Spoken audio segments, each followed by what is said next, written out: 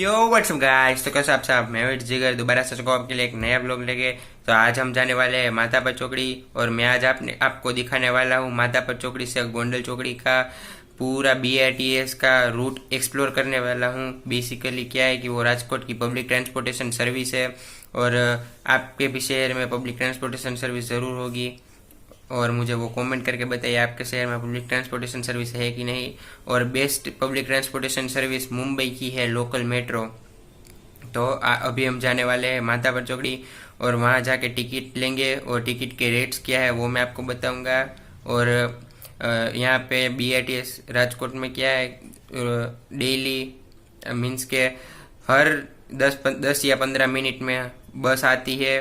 और उससे क्या है कि यहाँ पे डेली जो लोग होते हैं उसका परेशानी कम हो जाती है, उन उन लोगों के काम थोड़े इजी हो जाते हैं, और बहुत ही सस्ते रेट होते हैं यहाँ के। तो चलो चलते हैं और दिखाता हूँ मैं आपको। मैं आ चुका हूँ यहाँ पे माधापर चौकड़ी, देख रहे हो आप, बस स्टैंड है पीछे। और ये है पूरे माधापर चौकड़ी का व्यू, और बहुत ही बारिश का माहौल हो चुका है। 2 दिन से मैं इसीलिए मेरा ब्लॉग डिले हो रहा था, क्योंकि बारिश का माहौल था और बारिश बहुत ज़ोरों से आ रही थी इसलिए। और यहाँ पे आपको अगर मोरबी जाना हो तो सीधा, और जामनगर जाना हो तो राइट, और सॉरी लेफ़्ट। और राइट साइड जाओगे तो आप राजकोट हम जाएंगे, और टिकट पूछेंगे टिकट कितने की है और क्या है, सब मैं आपको ब्लॉग में आज कवर करने वाला हूँ। और क्या क्या इस माधापर चौकड़ी से गोंडल चौकड़ी के बीच जो जो आता है वो आपको एक्सप्लोर करूँगा। और अभी मैं मास्क इसलिए नहीं उतार रहा हूँ क्योंकि कोरोना चल रहा है इसलिए। तो चलो चलते हैं और टिकट लेते हैं। तो गाइस, टिकट मैंने ले ली है, और माधापर चौकड़ी से गोंडल चौकड़ी के जाने के सिर्फ 15 रुपये। गाइस, तो कुछ ऐसा दिखता है माधापर चौकड़ी का बस स्टैंड। और अभी हम जाएंगे BRTS के बस के अंदर, और वहाँ पे अंदर का भी दिखाऊंगा, ये देखो। और यहाँ पे थोड़ी देर में जर्नी देखो हमने स्टार्ट कर दी है। तो अभी हमारी जर्नी स्टार्ट हो चुकी है, और माधापर चौकड़ी से गोंडल चौकड़ी के बीच 11 किलोमीटर का रास्ता होता है।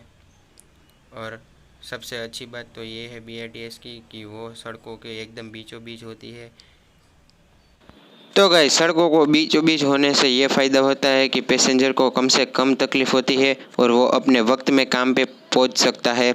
और बहुत ही BRTS की सर्विस एकदम बहुत ही अच्छी है हमारे राजकोट की, बहुत ही जल्द पहुंचा देते हैं।